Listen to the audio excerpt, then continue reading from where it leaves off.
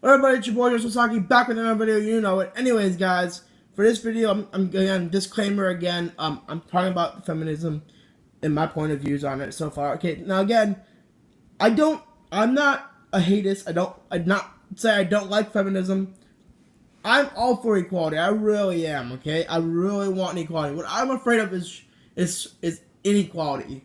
Okay, because the way feminism treats men right now, most feminism, it's like they're hate mongering. They hate us for things that we can't have no control over. Literally, we we don't make the rules about payment and shit. We don't. And again, women think about being paid 77% less than the men, or 7% to the dollar less than the man. It's complete and total bullshit. It's a myth. Because feminist economists, have proven it wrong so many times it's not even funny. Yet people keep saying about it. And literally, it's against the law in the United States to pay someone less, a woman less than a man. It's literally against the law to do that. You could go to jail. Again, and then there's the case statement. If that was the case, and this was the case, that women were being paid less for the same job as a man, wouldn't you think employers would only hire women so they could pay them less for the same job and not hire a man? Yes, that would make more sense, wouldn't it? But since that's not happening, that means that's a myth. Again, I'm not saying that I don't agree with it. The one thing I don't agree with it is if you are a feminist, I'm cool with that. But if you openly hate on men, for example, there's something called manspreading. Now, I don't know what that exactly is. I do know what that exactly is. I don't see the problem with it. See, men have something called balls. Yes, we have balls. Women do not. See, men can, if they do this with their legs, when they crush them together, it can squish their balls, and it freaking hurts. That's why they spread their legs when they're doing this, so they're not hurting their nuts. It really hurts bad if they do that.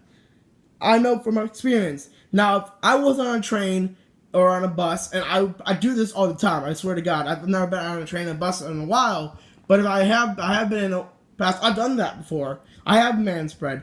But if a woman came up to me and said, "Sir, could you please not do that?" I would find another seat that would probably be opening, and I would sit there. And unless that was the case, I'm not gonna. If that's a real problem you have, then I don't know. I mean, literally, we're not doing anything wrong. All we're doing is opening up our legs a little bit so we don't squish our nuts. I mean, and they say it's supposed to be in privacy. Privacy. Or no, not special, personal space they're evading. Well, if you look at it from a video standpoint, you watch a video of manspreading, the only thing they're doing is taking off like 1 centimeter of space. And I mean, it could be a lot worse. I mean, there's something called what was the shit? Sorry, what was this called again? There is called. Another thing they call men privileged. They do. They really do. They also say the patriarchy, which I don't even know that fucking word is. I just know this is talking about like something about society. It says that men have more privileges than women, but that's not true actually.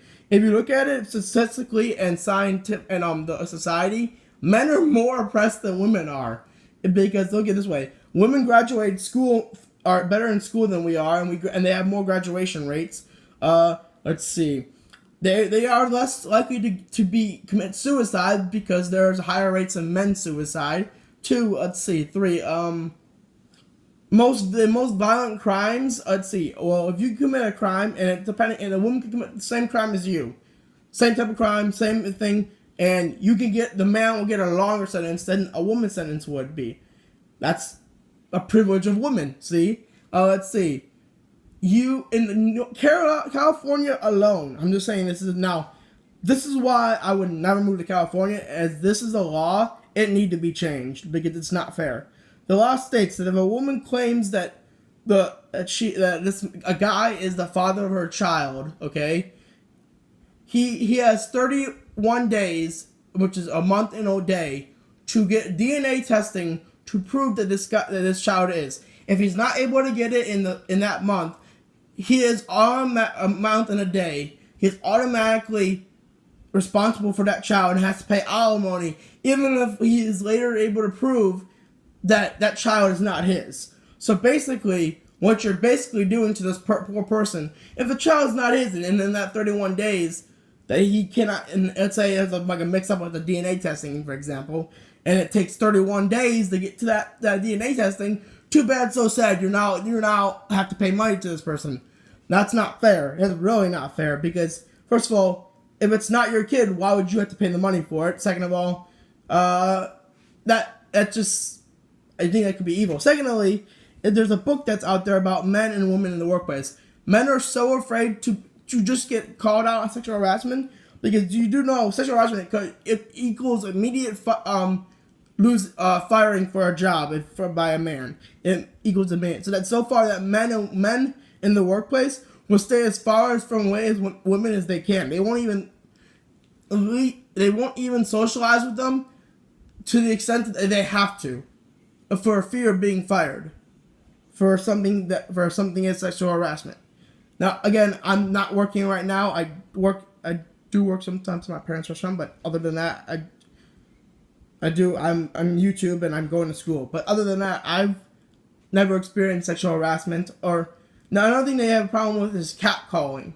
Now, again, I could see why they're saying it, and I can see why they're not saying it. Because, really, who are you really hurting if you're catcalling? Now, I mean, if you're saying like very derogatory and like, sexual things, that's not okay. But like, for example, I've said to girls, "Oh, it's a nice shirt," or "That's a nice outfit," or "I love your hair," and I'm being sincerely honest. But I don't know what's going on in their brain because nowadays, like, sometimes they'll say, "Oh, we don't know you," and they're like, that type of shit.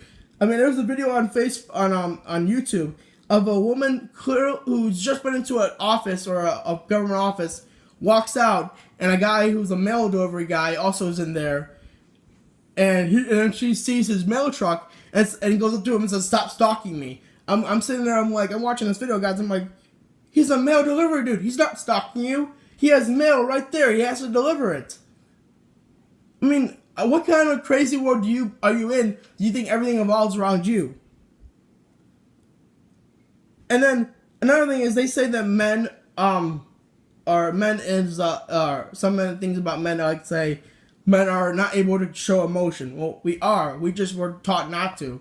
When you grow up, see, I was never taught that. I'm an emotional person. I can cry when I want to cry. I can cry when I don't cry.